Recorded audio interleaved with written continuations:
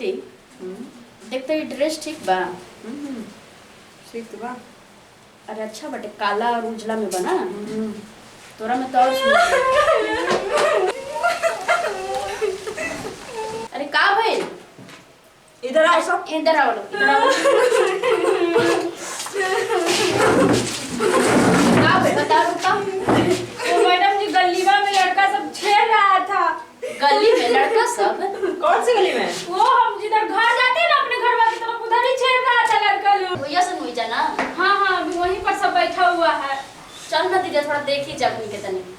आज मिल जाइए सना तो चौक निके कुटाई कर दई। चल में अब छेड़ सब बाघ सिंह और शेर सिंह कपड़ा बहुत है सब। चलो निपट ले। चल चलो लोग चलो।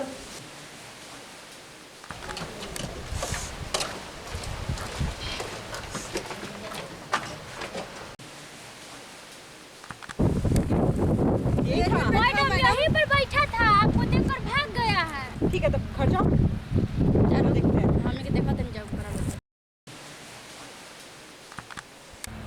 छेड़खानी ये जगह पे बहुत बढ़ गई बाटे। ध्यान देवे पड़ी ये जगह पे।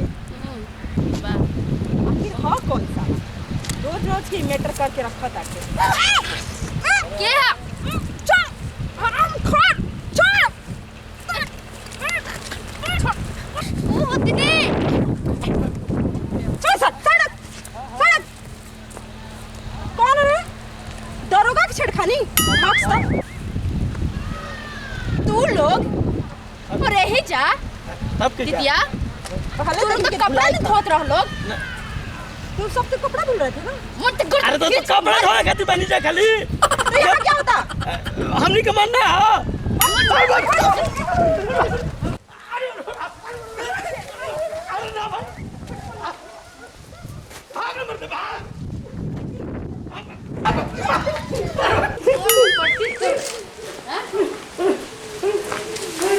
तुम सब कहीं ना दरोगा की छेड़ रहे हो।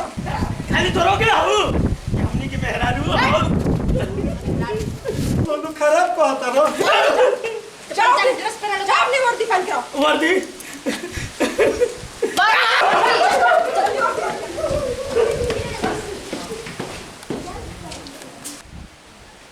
एगो हई बाग बा, एगो तोर बाग बाटे।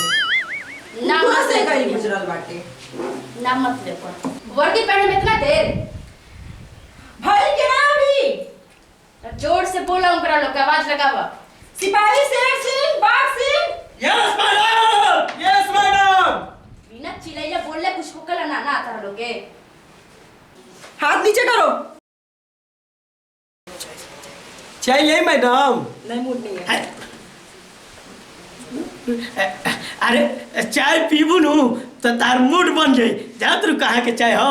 अरे हमनी के दोस्त कश्मीर में रहेला ओइसे के चाय पत्ती हो। ग्रीन चाय ग्रीन चाय पिला पिला। दीदिया ये लोग तो कहलो पर भी चाय ना बना लो लोग। आज बिना कहले चाय बनाए कहत रह लोग। अरे सुधर गेलियो सर इतना डंडा जो पड़ल। हाँ तो बोल बनावे के। बैठी बैठी बैठी लोग समय चलो चलो चलो आओ ले चाय ले। अरे बाप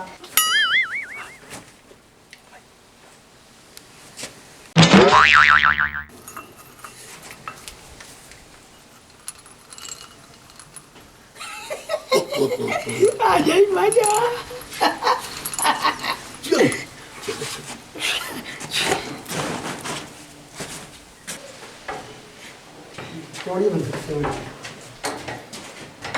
इतना ना बिलाई तुम पहले बड़ी सनो कि कहम मला सब मुस खा गेली सब। ली मैडम चाय।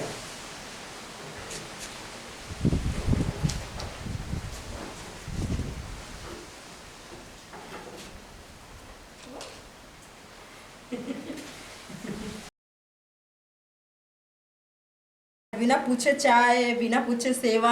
अरे वो तो हर मर्द के फर्ज हो अपन मेहरारू के दबावे के। का?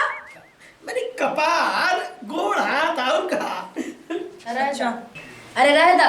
अरे दबावे दो आए हम कुछ दिन हो गई बा कपार दबे। बासी अरे पिया ना। पिया पिया एको घोट पियो लुआ गरम बचाए तारा पता बन हम गरम चाय ना पीला दीदिया पिए ले।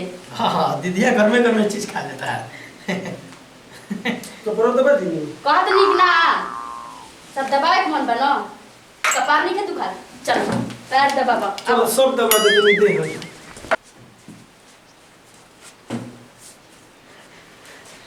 पियो जल्दी पी तो रही हूँ। जल्दी पियो काहे तेरी कहीं बड़ू ये पियो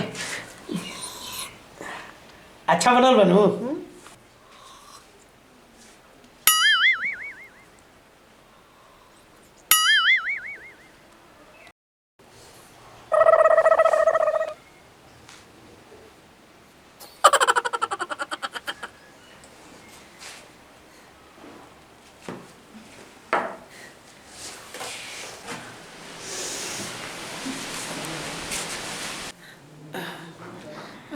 क्या बात है सेठ सिंह आज तुम बहुत हॉट लग रहा शर्ट खोली का रोटी पोए करो से रोटी बनाओ करो से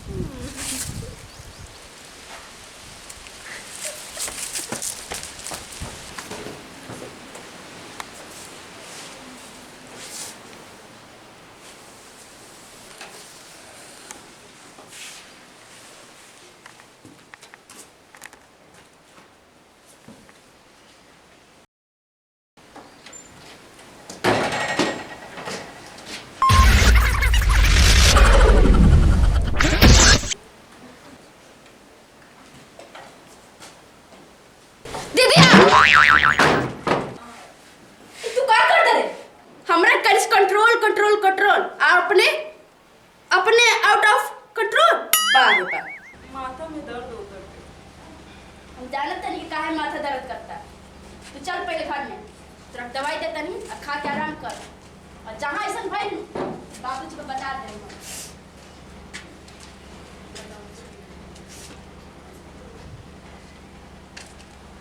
तू लोग सुन लो सब बाहर सवार के अच्छा खाना वाना बना कर हाँ हमनी के खिला के अपने खा कर के पहरी सुती हलो बारी हाँ बारी लुक में रात के लोग पहला ना रात के लुक ना पहला जब तो काम कहनी करती हलो गलती करियो नु हम बारी का है बाक्सी भैया कुछ का हो हमारा लिए तो चाहवे ना पियल से चाय न पिलसिया हमार तो पिलसिया ले लो मजा नु खूब अरे हो भाई मजा तो लेवे को नहीं है अब लागत नु कि हमार माई के सपना पूरा हो जी पोता खिलावे के तू घबरा मत कल तू अपन वाली के दोसर तरीका से करी हो उपाय ठीक बोलू चल चल चल चल चल तब नु अरे चलो ना उपाय मिली नु चल बताइए का